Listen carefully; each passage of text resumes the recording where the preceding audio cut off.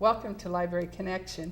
I'm talking today with author Amy Michelle about a recent book called Saving Elizabeth, and we're going to let you know also in this program today about an exciting new program that the library's just launched. And so we welcome you, Amy, to our show. Thank you so much. Thank you for coming.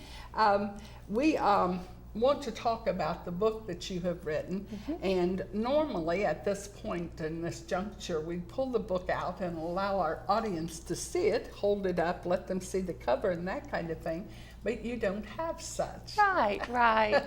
It's Tell an them ebook. why. Well, right now it's only published as an ebook, and it's only able to be downloaded on e-readers. Hopefully in the future we'll have hard copies that you'll be able to purchase at stores. We're keeping our fingers crossed. So that's why we don't have the cover to show you today. Well, as an e-reader then, they do they decide to publish upon the popularity of it as an e-reader, or what is that? Well, this particular publishing company did. Once so many copies were sold, then it's pushed to print. And we've met that quota, but the company is sort of reformatting and they're in a transition, so it's been pushed back a couple of months. So we're hoping that it will be out in hard copy for those who don't have e-readers in about 2 months. Right. Well, a great number of people do have e-readers in our community, and I know after birthdays and Christmas and all of those kind of things happen, probably a lot more of them will have. And so, as I said, later on in this program today, we're going to tell you about that new program that the library has. But tell us, please, what the title is about, Saving Elizabeth. Okay, the title is Saving Elizabeth, and our main character, our protagonist, is Elizabeth, and she's sort of going through a spiritual battle, and the forces of darkness and light are battling for her soul, and it's all about pulling her out of the darkness and ultimately saving her, and that's where the title came from. Well, critics or the reviewers, let's say, have decided to call yours a young adult paranormal romance, a Christian story, a back to faith story. Of those how would you describe it? Well, I think they've pretty much, hit the nail right on the head. It is a Christian story, and it has lots of Christian themes throughout it, and that's sort of the main focus of the story. It's about a young girl who has lost her faith. She's 17. And she starts out in the story as 16, and then she grows throughout the story. But she's sort of dealt with the death of her father. Her father dies with cancer. She's grown up in a Christian home, and it sort of rocks her world. She doesn't understand why God has allowed her father to pass away, and so she begins to question everything that she's ever thought is real, and that's sort of where our story begins. It is a Christian story. It does have paranormal elements. There are angels, there are demons, there is a love interest, so it's sort of all of those things wrapped up into one. What gave you the impetus to write such a book anyway? Well, my husband is a youth leader at First Free Will Baptist Church of Oak Grove in Sylacauga, and we've worked with youth for about 12 years. So we are, pretty in tune to the trends that come through with the teens, and the Twilight craze hit our youth group hard, as I'm sure you're well aware of. And they were coming to church with their Twilight books instead of their Bibles, and they were talking about it before church and after church, and I couldn't imagine what in the world would have them so captivated. So I decided to buy the books, read them for myself, and I thought, there's got to be some type of Christian material, Christian literature out there like this that would capture them like Twilight, but would reinforce biblical principles that we were teaching in my husband's youth group. So I went to all of our local Christian bookstores, and I tried to find something out there, and I was just very disappointed in the selection that they had. Their young adult sections were so small in comparison to their adult sections. So, the switch sort of flipped, and I went from I have to find this for the girls to I have to write this for the girls, and that's how it all came about. Do you hope that there's a kind of a redeeming quality in it that will help them to really focus on what's real? Most definitely. Most definitely. I think as teenagers, of course, even as adults, but especially as teenagers, that's a very confusing time in our life. We struggle with our faith. We struggle with God. We struggle with what's right and wrong. And I want to entertain them, but through it all, I want them to get this message of God is real and God is there. And it's so much better, to do things that are right when you're younger so that you don't have to go back and make up things, later on in life. and I hope that they get these biblical principles when they read the story. Right.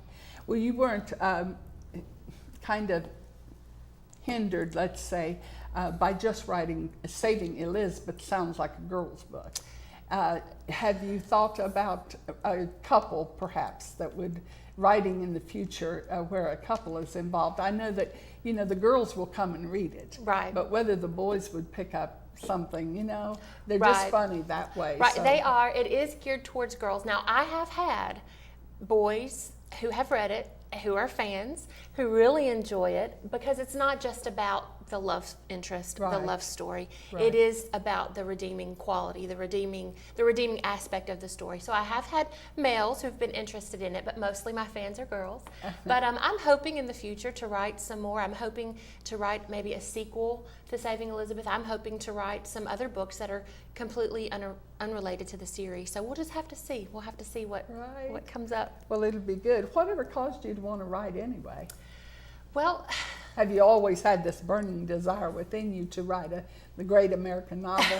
No, actually not really. It was something that I can remember writing my story, my very first story in 5th grade. I remember that. And but you it's were something, at what school? I went to Fayetteville Elementary Local. and Fayetteville High School. My entire educational career, I was there. But it wasn't something that I pursued until recently. I don't know if it's just a desire that God recently put in my heart. It wasn't something that I focused on. I always read. I was a big reader. I thought it would be awesome to write a novel. It would be really neat. But, you know, the desire didn't really grow until a couple of years ago. So. Mm-hmm. Well, how does your family feel about you writing? I mean, some families are resentful of the hours that mother's busy over here writing, and dad's got to take care of me because mother's busy.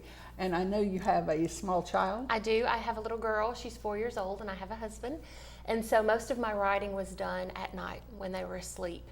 And it was mostly done because I'm also a teacher. Right. So it was very hard to write during the school year. So most of it was done during the summer.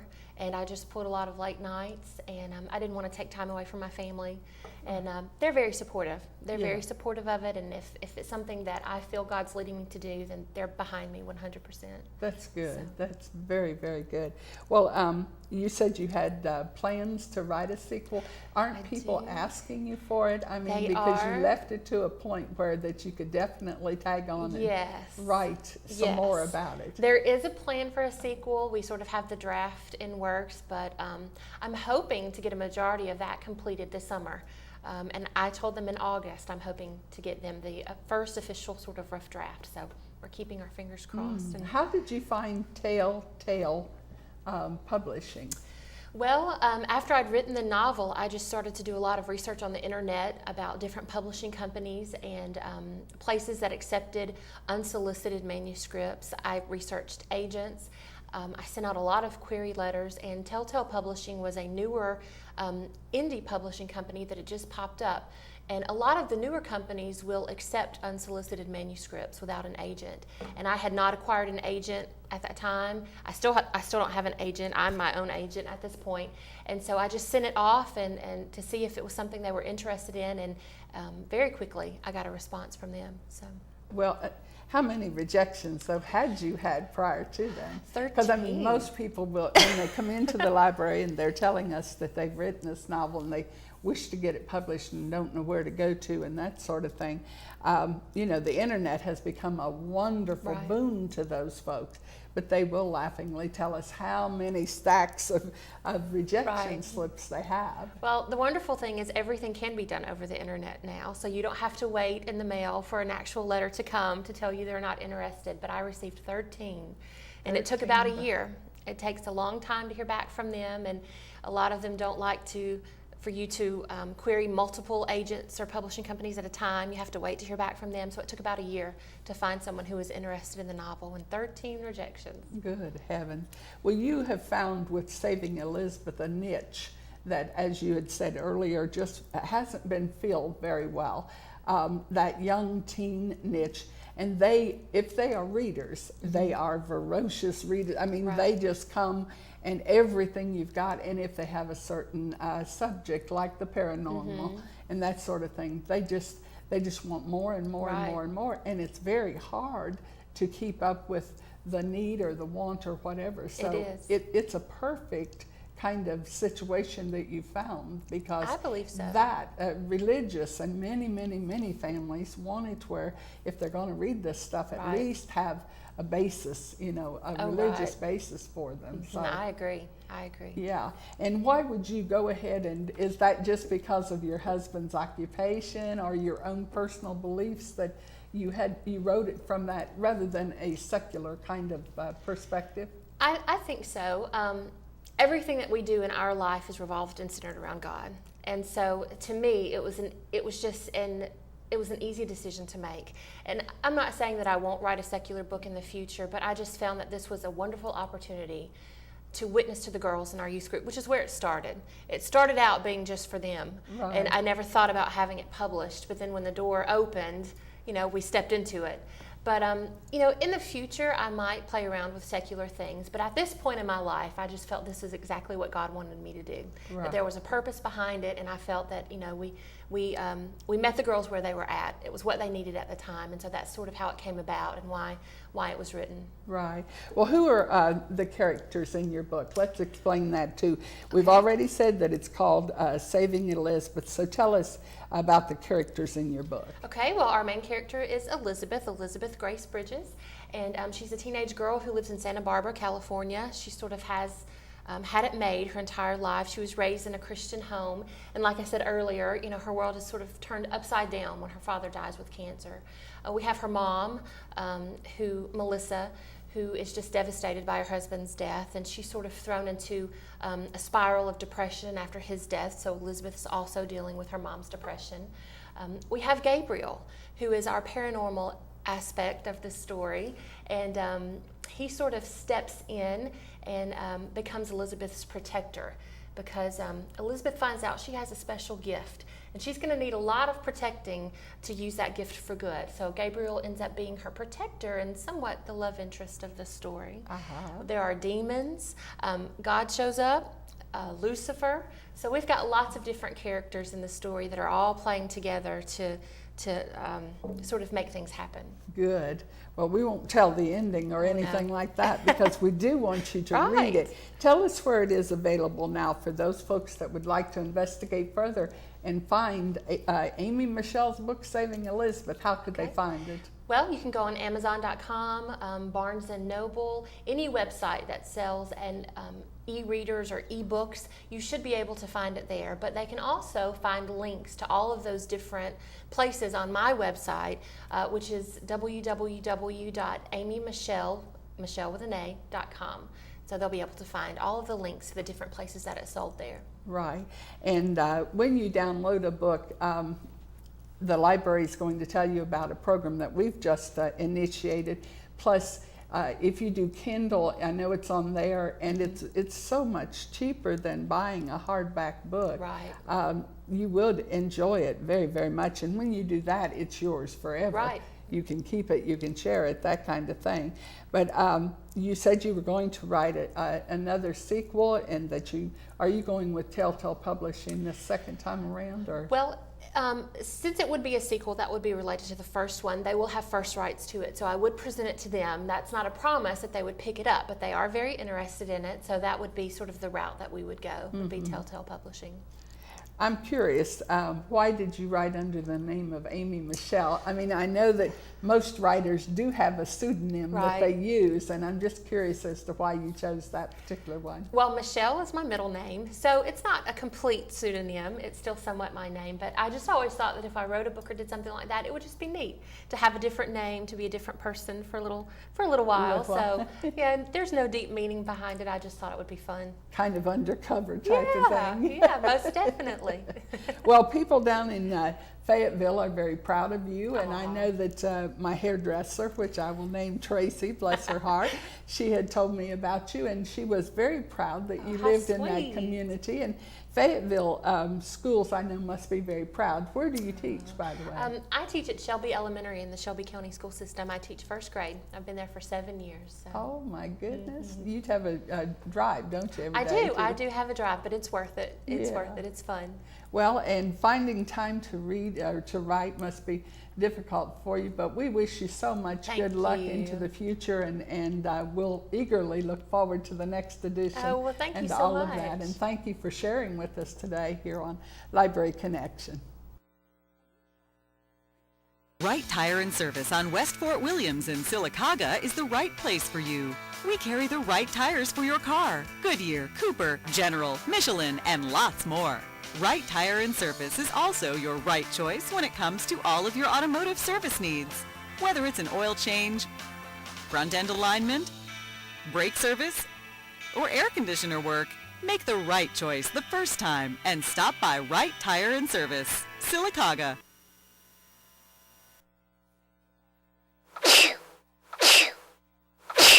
Is sneezing making you miserable? Or is it runny nose or itchy eyes? Whether it's sinus problems, unusual skin spots, or maybe a recent blemish on your skin, at the Alabama Allergy Skin Cancer Care Clinic, we can help you. Visit us at one of our conveniently located offices in Anniston, Clanton, and Sylacauga. See our experienced staff to discuss a treatment plan that's right for you. Please call 256-249-0358. Steen's 23-and-a-half-hour record service celebrating 50 years in business. Jimmy Steen talks about the 50th year anniversary. Jimmy Steen started off in 1962. So we just had our 50th anniversary. Started off with one homemade record. Thanks to the customers and all up to this date, we got nine vehicles.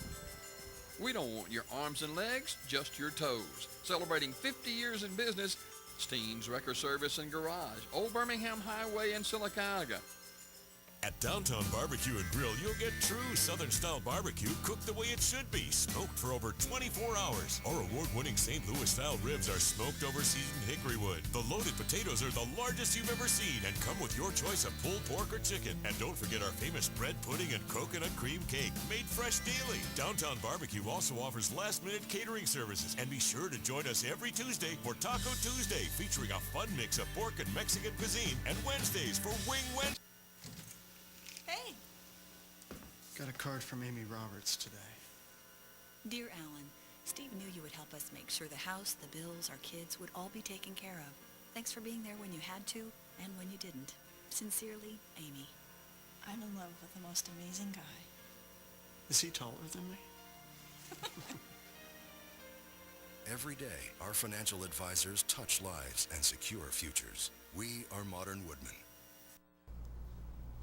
Welcome back to Library Connection. I have just finished talking with Amy Michelle, author of Saving Elizabeth, and she told you that that book was an e-reader and only available as an e-reader at this time. And so what I thought we should do is to tell you about e-readers and what the library's new program is that we've just initiated. And to do that, I have brought Mandy Cantrell. She's kind of a stand-in for our Nelda Vogel, who wouldn't come on and talk with us. But Mandy's going to tell us why the interest in e-readers all of a sudden. Oh yes, I think they told me last fall, especially after Christmas, a lot of people began inquiring, do we have e-books for them to check out?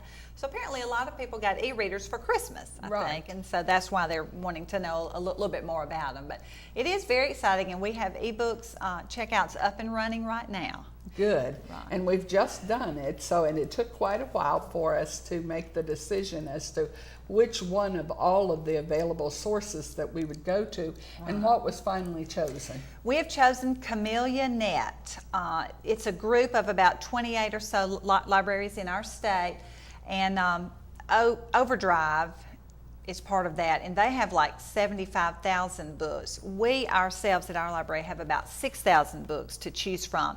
But, we're kind of gradually getting into this as we learn a little more, so we hope to be adding more, as we go along. And just realized, too, I hadn't really thought about it, but not all books are available as e-books. So just, the ones that are available, and it's becoming a more of a, what am I trying? A trendy kind of thing. Yes. It's up and coming. More people are making their books available, such as the lady you just talked to, Amy Michelle. Well, one of the things that the staff at the library has been able to do is to see some of these books actually in action.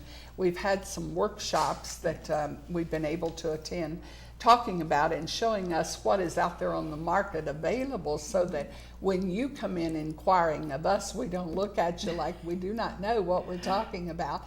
And you have one of those available to us. I believe this was a gift from the late Harry Brown to the library. And he had decided that the staff really needed to be knowledgeable, and he was always wanting us to be right at the edge of things, on the cusp of it, so to speak. And Mr. Brown was kind enough to buy a Kindle for us. Isn't that this? That's one what this is. This is a Kindle. And we have had demonstrations of the Acer Android and the Nook, I believe. The Nook. Yes. And so those three e-readers that we're talking about, we are absolutely aware that a smaller percentage of our entire population that come through the library are coming for the hardback book, and we realize that. But we also know that this new trend of these things causes us to have to get on board, so to speak, and give to the public those things that they want.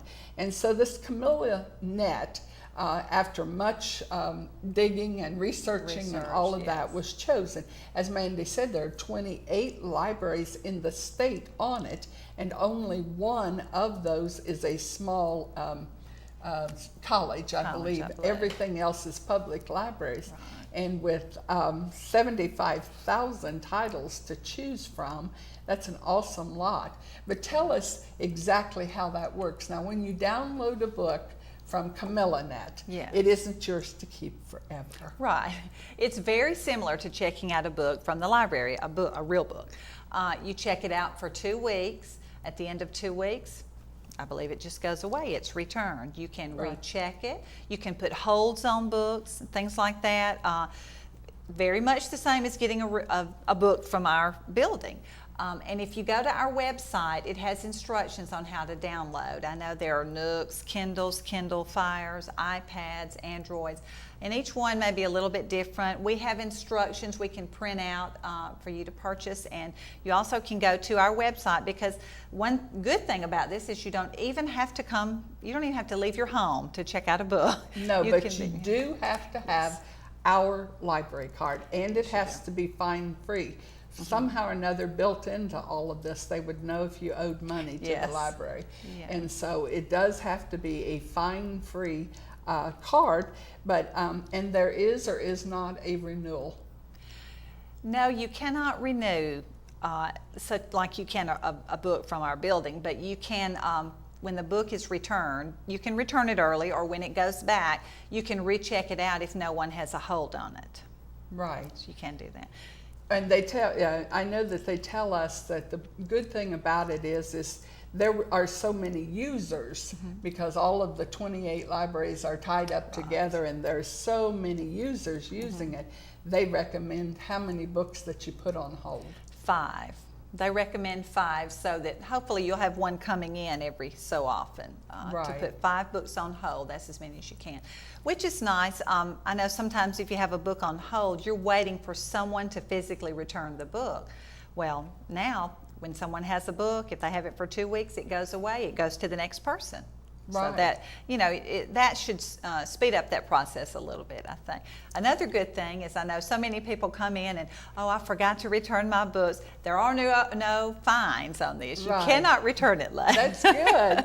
No fines at all. Right. And we are being hit really hard during the summer. It's a normal thing. We expected that teenagers will come in, and the schools have required readings for them. Tell us about how this helps that student. Yes, I was really excited about this. I have daughters in high school, and we have their summer reading list. Well, some of the books they're reading, Pride and Prejudice, Treasure Island, Huck Finn, those things are considered in the public domain. Now, I had this really explained to me so it makes perfect sense.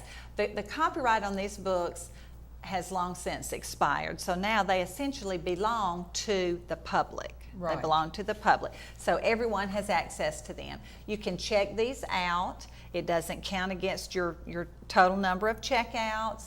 I believe you do have to renew them, but you can renew them. No one puts a hold on those. There's no limit on the number of people that can have those.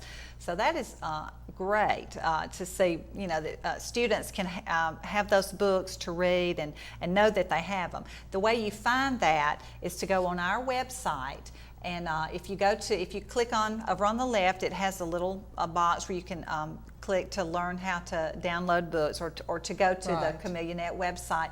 At the bottom left of the CameliaNet website, it says other ebooks available, free. And so you go click on that, and it shows you a whole list. It's called Project Gutenberg. It says Project Gutenberg offers 36,000 free ebooks to download. And a lot of these are the classics, which like many of them. Like Treasure Island, and some of those that the kids are very, very familiar with. Pride and Prejudice, all the Austen books, and all of those things. So those would be some that kids are truly looking for, because they are on some major list. But even some of the newer books that we are required to have, Izzy, Willy Nilly, and some of those newer books that the teachers have assigned from the middle schools are also available on that, are they not? I'm not sure if they're on the free, but you can check those out. In fact, we have a list at the library of the ones from the school list that we do have in CameliaNet. So we have those. And I can foresee the day just kind of thinking ahead to where, children, we always hear about children having books and books in their backpacks, and they're so heavy. So one day just having something like this. Right. And it has all the books, textbooks maybe. I don't know if they allow these at the schools, but I think that will be coming one day. I do too. I'm almost sure it will be, because this is so convenient and so easy for a child to slip it in a purse or a pack of some kind, and it sure is a lot less than that toting that on the shoulders. And some of these kids, you'll see them come in and they'll take off and their backpack, and it looks hurtful. There's so many heavy, heavy books in there, so you know that this kind of thing is really good. Now, if they come in and they still have questions about the CameliaNet and whatever, what do they need to do when they come in the library? Well, they can ask some of us. We have a book of printed instructions we can go to. If there are some things we don't know, we'll be glad to research and try and find out. But feel free to come in and look. Like, you can go on the website. It has instructions there also if you want to look at that. But you do not have to come in unless you need to get a card. But feel free to come in. We'd love to help you. We're really excited about this new venture of the library. Well, and the thing about it is as we're trying to help, we learn as we go, and Dr. Shirley and Nelda Vogel at our library have worked so diligently trying to have this available for you, and we have to thank our sponsors. Yes, we've had several businesses, industries, and just individuals who have contributed to this cause and this of getting ebooks, because it's not free. No, it does cost, and it's a yearly kind of thing, and it will be something that we'll have to pay for from year to year. And we do thank all of those people who were so kind and generous to help us to do it. We could not have done it, could not have joined this very expensive venture without their help, and truly we are here to thank them for it. Yes, very much. And we do continue as new books are written or made available on ebooks to research and use that money wisely for those of us here in Sylacauga who use it. Well, listen, we thank you for watching Library Connection today, and we hope you've learned something. We hope you've enjoyed hearing about this new book that's been written. Thank you so much for joining us.